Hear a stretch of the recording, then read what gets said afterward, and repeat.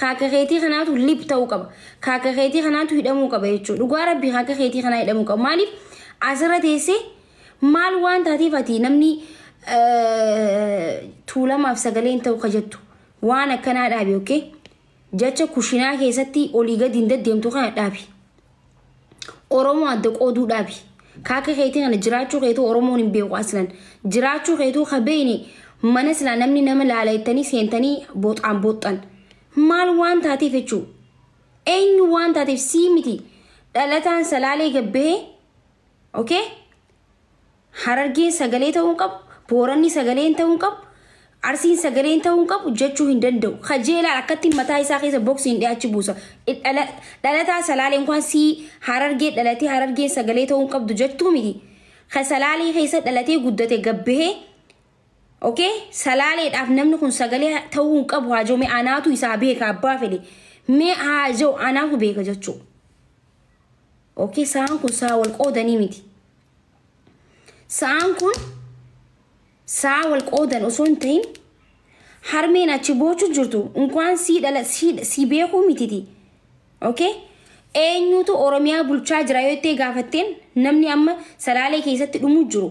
Eenyu mootummaan naannoo Oromiyaa eenyu ta'e yoo gaafatte nama deebisuu danda'anii miti bar. Okay? Namni dhumuu jiru feemasa ta'uu kan keessin beeku, lola ta'uu kan keessin beeku, qabeenya abbaa qabeenyaa ta'uu kan keessin beeku.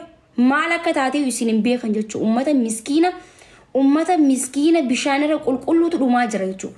Gizee waa haasoitan ummata san yaaduu qabdan. Gizee waa jettan ummata miskiina saniif yaadamuun irra jiraata jechuudha. Tolee, itti aansuudhaan ummanni maal barbaadeettanii xiyyeeffatuu danda'uu qabdan. Hawaasa kana yoo laaltan ummata miskiina haadha ijji lama taatee imimmaan garuu gara shanii irraa yaa'u maal barbaaddettanii yaadamee gizee xiinxaltan. Waan daakuu fi zayiitiif boocu isiniif fakkaata? Waan garaan beelee boocu isiniif fakkaata? Namni laal gubatteen beeytuu ibiddaan taphattaa itti Oromoon dur gizee miikmaaktu gubatteen beeytuun ibiddaan taphattii jedhan. Warri gubateen beeyni ibiddaan taphataa jirtan jechuudha. Dhaggeeffadhaa. Nuti gubachuu nuti ibiddi nurra bu'uu baatullee akka nurra bu'eetti yaadna jechuudha. Saba kana keessa waan dhalannee guddannee sabni kun maal akka ta'e kalees arras fiil goona jechuudha. Saba kana maal akka sabni kun ta'e gaafa Shawaa keessatti namni dhumu gaafa Salaalee keessatti namni dhumu nuti asii dhumaa jirra jechuudha. Akkasii yaadna isin garee. Ummanni kun ummata nagaa gaafatu jiru. Ummata qabeenya isaa bira alaa fi manni isaa qeen isaa dhiigaan laaqqamaa jiru. Namni qabeenya isaa biratti dhiigaan alli isaa manni isaa dhiigaan laaqqame osoo nyaata kaniteef waan nyaatu isinitti ni fakkaata. Mee ifirra qabaa laala anamma ifirratti ilmoon kiyya osoo rasaasaan na biratti waadamtu ilmoon harma luusisu jiru xiyyiitiidhaan dhiiga na biratti gizee facaasan yoo nyaata nyaadhu itti na fiddee sin taazzabaan. Okay? Namni ilmoo isaa awwaalcha ilmoo isaa ta'u awwaalatutti hin jiru. Reefka ilmoo isaatu namni harkaa hin jirre waan daakuu fi zayitii yaadu sinni fakkaata. Namni hundi akka keessanii paastaa miti.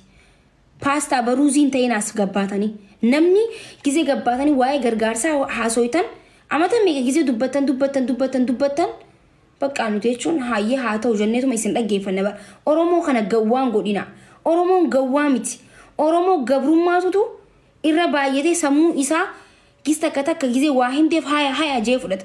Because ummanni kun ummata bakka rakkoon itti baay'ate waan ta'eef malee ummata gawwaa adal hoolaa isinitti hin fakkaatin ummanni kiyya. Ummanni shaxxuura ummanni Oromoodha. Okay? Yoo nagee irratti hojjetu taate abbaan fedhe nagee irratti hojjechuun sirra jiraata. Saa ummanni waan maal barbaadeettanii yaaddan ummanni nagee barbaada. Ummanni zayitii geessituufillee saa bikka itti zayitii itti geeffamuun hin jiru. Ankaraa deemaa dubbiseen ture ummanni kun gargaarsa barbaada. Lakkii maakii koo gargaarsa barbaadu. Karaan itti gargaaranis hin jiru. Daandiin hundi cufaa. Makiinaan konkolaataan tokko seenuu hin danda'u. Namni tokkolleen isaan gaafatuuf dhufu yoo dhufellee karaan guutuun marfamee jira. Ummanni nagiyaa gaafataa jira. ummanni nageenya gaafataa jira malee takka waa'ee gargaarsaa namni dubbate waa'ee zayitii waa'ee daakuu namni gaafate hin jiru naan jee mucaan dawwalee gaafannaan because isa caala namni beeku hin jiru waa'ee ummata kana ammasaa kanatti maaliif jennaan mucaa kanaatu rakkoo sanillee babal'isee kabaasu jiru isa waan ta'eef namni akka isaatillee hin jiru waraana keessa dhaabbatee lola keessa dhaabbatee kan ummata mucaan kun bar injineraa bar nama baratee injinerummaa qabu war mucaan kun jechuudha. Okay, nama jabaa jechuudha. Isin gari nama amma dura Oromoof jecha caccabe daakamee fayyee amma fayyaa isa deebe nama miila akka rabbiitiin fayyee malee bar nama arra miilaan deemuu miti bar karaa deemaan saayiba xiyyaa bar nama amate meeqa ol beenu bar nama arra miila lamaan deemuu miti bar nama miilli isaa caccabe jechuudha. Arra isin gabbaatanii ansaba kanaaf kanan godhe ansaba kanaaf kanan godhe ansaba kanaaf kanan godhe Oromoon waata kanaa gooteen beetu Oromoon sannaa gooteen beetu ka Oromoof du'eetu jira habibi ko Oromoof daakameetu jira jechuudha. Yoo sabaaf hojjette onnee keetirraa hojjette malee Oromoon waasii gooteef sabaaf hin hojjettu. Oromoon si arrabsiteefillee sabaaf hin hojjettu jechuudha. Abbaan fedhe si arrabsullee haadha miskiina achi boochu jirtu dhalatuu tantee tan beekin saniif sagalee ta'uu sirra jiraata malee warra as gaddeebee si arrabsuu fi warra as gaddeebee si qeequuf jettee Oromoodhaaf sagalee hin ta'u yoo jettu qaanyidha jechuudha. Akka nama beekumsa hin qabne akka nama baratee hin barannetti ilaalamte jechuudha. Sagalee hin ta'uu namaan na arrabsee Oromoon na arrabsee maal gizeetu Oromoon lama sadii se arrabsiteef haadhatan ta'e miskiina achi boojjotuuf sagalee hin ta'u yoo qayeetu taate bal qaanyidha barkun qaanyidha jechuudha. Mucaan kun akkasi caccabee ka guyyaa tokko Oromoon mucaan san gargaarsa miti waata kan goone akkasi caccabee jechuudha. Akkasi caccabee miilli irra daakamee fayyaarra fiildi isaatiin osoo hojii meeqa hojjetuu danda'u ummata gaddeebee ummata gargaaraa jira jechuudha. Dhakaa san keessa ciisaa jira. Maaster Abinnatii sila akka Itoophiyaatti gargaarsaan tokkoffaa jedhame lola keessa dhaabbatee nama gargaaree hin beeka. Lola keessa dhaabbatee osoo asiin qawween dhaga'u asiin dhiiga facaasamuu gargaaree hin jiru namni akka karaa deemaan jiru because waan Oromoo ta'eef qoodan kannitaniif because waan Oromoo ta'eef harka rukuttaniif because Oromoo waan ta'eef hidhuu fi ajjeesuu barbaadan jechuudha. Karaa deemaan ummata qaba.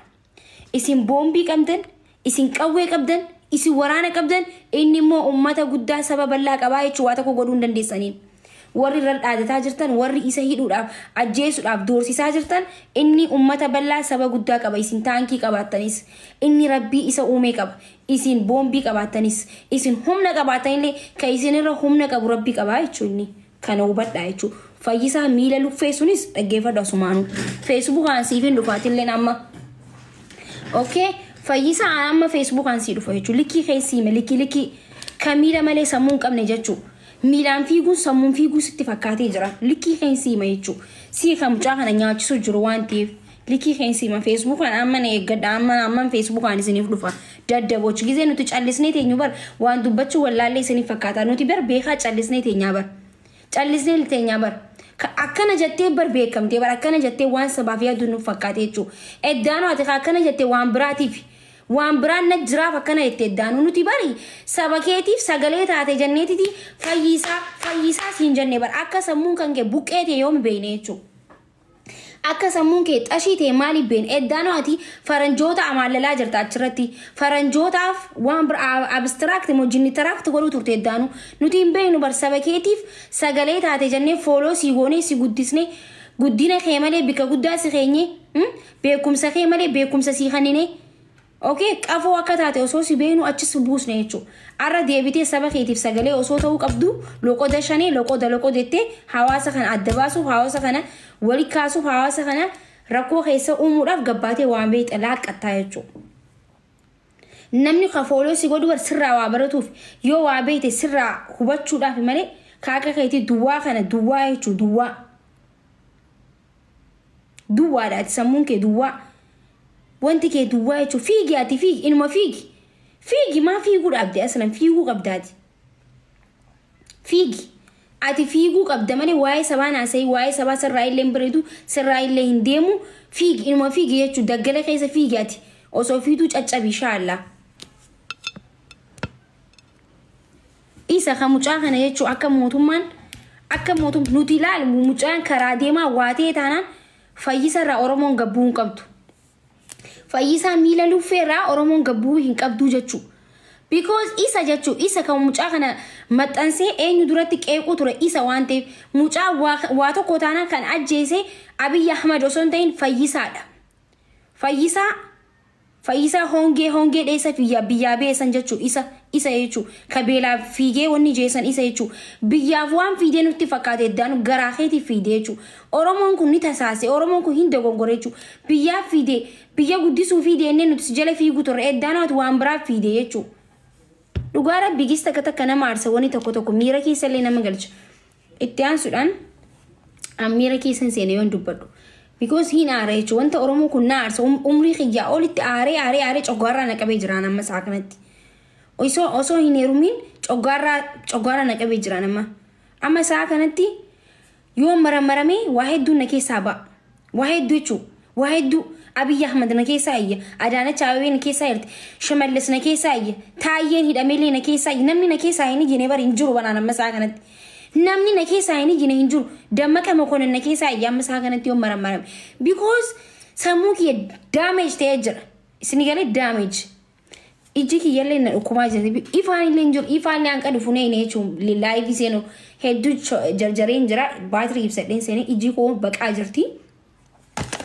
Waan sabaa kanaa taaniif rabbiin haa dubbatu nuti galatalee saba kanarraa hin barbaannu namni galata saba isaatiif galatoomillee hin barbaannu because saba keenyaaf yoo hojjennu galata hin barbaannu sabarraa dhalanneef biyya keenya boonsuudhaaf biyya keenya kabachiisuudhaaf biyya keenya nageenya biyya keenyaatiif jennee gaafa hojjennu waa takka nama tokkorraa hin barbaannu jechuudha confidence qabna jechuudha waan barbaannu saba keenyaaf dubbachuun nu boonsa saba keenyaaf du'uun nu boonsa saba keenyaaf dhiigni kee yoo dhangalee humaanatti hin fakkaatu jechuudha ati biyya hin jirtu. Biyya baatee ruuza madaam nyaachaa akkana dubbatettan an biyya jiraachuu baadhu laal lubbuu nama meeqaa lubbuu maatii kiyyaa qabsiiseen as dubbadhaa bar eenyutu intala abalutti na beekan baran nama diqaalaan dalenne bar intala abalutti na beekan bar okay lubbuu nama meeqaa qabsiisne as teenya haasooyne jechuu gizee haasooynu isini galee lubbuu nama meeqaa qabsiisne as teenya intala abalutti na beekanaan okay gootarraan dadadhean isini galee miti akkasi yoo kanaafillee deebii barbaaddan. Karaa biraatiin dammoo wanti na hafee warri karaa deemaa poosti godhaa jirtan kuni maal yaaddani diina moo fira na dhibu jira bar sa'aan nama itti faarsiu ammaa miti bar sa'aan kuni sa'aan amma keessa jiru kun sa'a nama sabaaf hojjete itti faarsinus miti nama sabarratti hojjenne katti abaarru sa'a kanaa miti wanta hundaafuu sa'a qaba wanti hundi sa'a qaba jechuudha. Wanta Oromoon faarsita takka barakate hin jiru. Eenyu barakate mee? Ko Oromoon faarsite du'u malee, ko Oromoon faarsite hidhamu malee nuti abaarsa qabaanneeti miti bar. Abaarsa qabaanneeti miti bar. Wanti nuti jaalanne diinaaf hin ta'u waan ta'eef malee. Wanti nuti ililiil jenneef diinaaf hin ta'u. Bakka agguma san dabarsanii ija uummata kanaa dhaamsuu barbaadan. Uummata kana mataa qabsiisuu barbaadan jechuudha. Mucaa kana amma olii gadan olfsanii wallahi reefuun tana gizeen dubbisuun jechuudha akka itti sagaleen isaan dubbisee garaan na bade jechuudha nama meeqa mata dheeraa wal beena isaa ibaqi maali bakka jechuun waan hunda isaa tiktokii as fideen dubbisuu barbaade gudura ena tiktokii keeyyalee dhaamseen jira hunda kiyya dhaamseen jiraanna maatii kiyyallee maatii isaatillee dhaqanii sodaachisaa jiran jechuudha isintu maatii isaatillee poost godhe ilmoo isaa jaartii isaa poost godhu mee maaliif barbaachise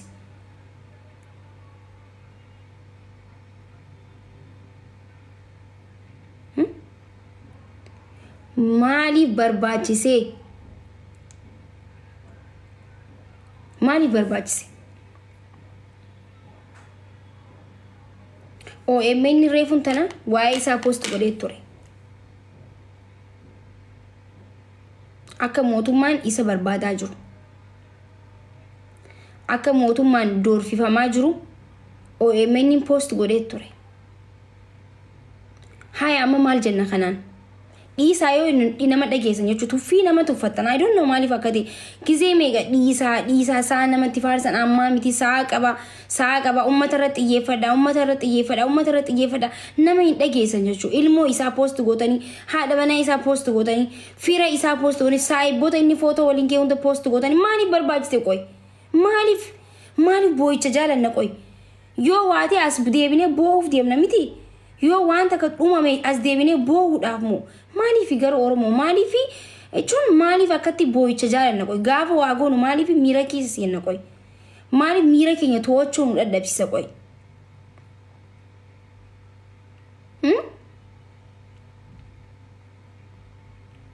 na dhibaaba miira keenya to'achuu qabna gisee waa goonu miiraan deemuu qabna gaafa miiraan deemne nama jaalannu ni miina jechuudha gaafa miiraan deemne nama kabajuu hin dhabna jechuudha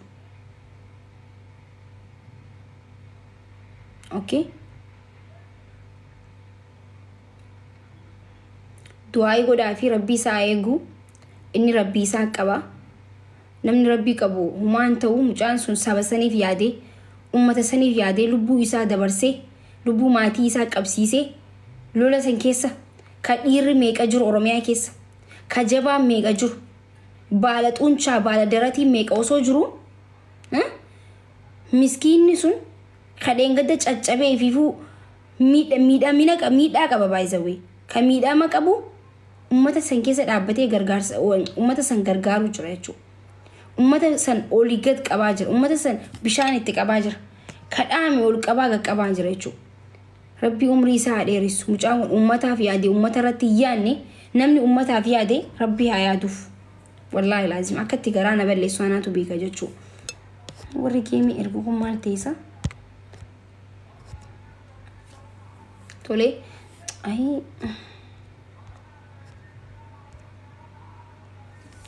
kanaafuu jechuudha akkasiin isin jaa gargaarsi humaatu hin jiru yoo nyaadhamu barbaadan immoo abbaa feetanii gargaarsuu dandeessanii gargaarsi barbaachisu hin jiru irra deddeebinee isinii himna gisee hunda Oromoo nyaadhamuun jaalatinaadha ijoolleen mana Arabaa kun suuta jaa suuta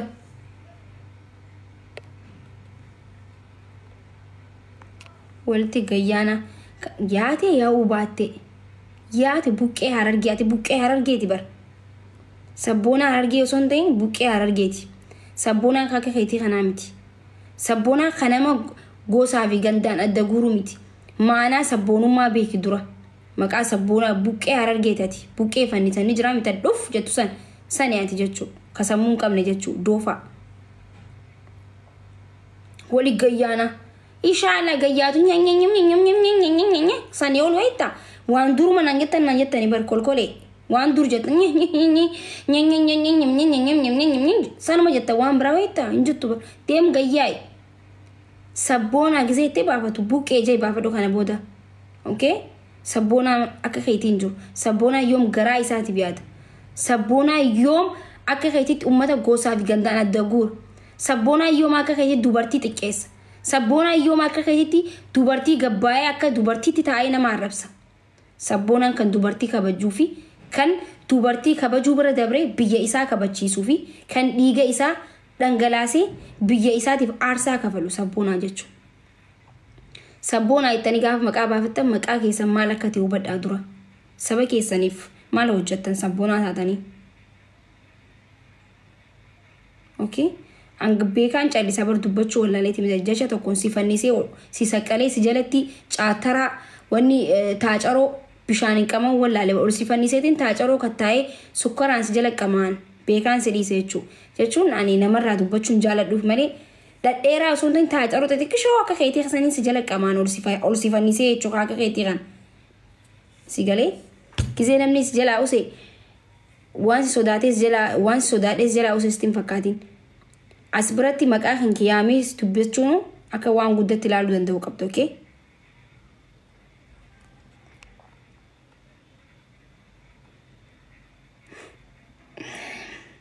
Ansala waa'ee sabarratti wallahi qalbii hin beekwan ani yoo ana arrabstan waan ittiin fakkaatan saba kiyyara gabbaatee hin qoosoo itti immoo sii metiti ishaadha abbaa fedhe dura hin dhaabbadan abbaa fedhe dura abbaa fedhe snaayiparii fedhe dura hin dhaabbadan sodaa hin qabu jechuudha. Wali gayyaana jaa yaate yaa'uu baattee maal fiddaa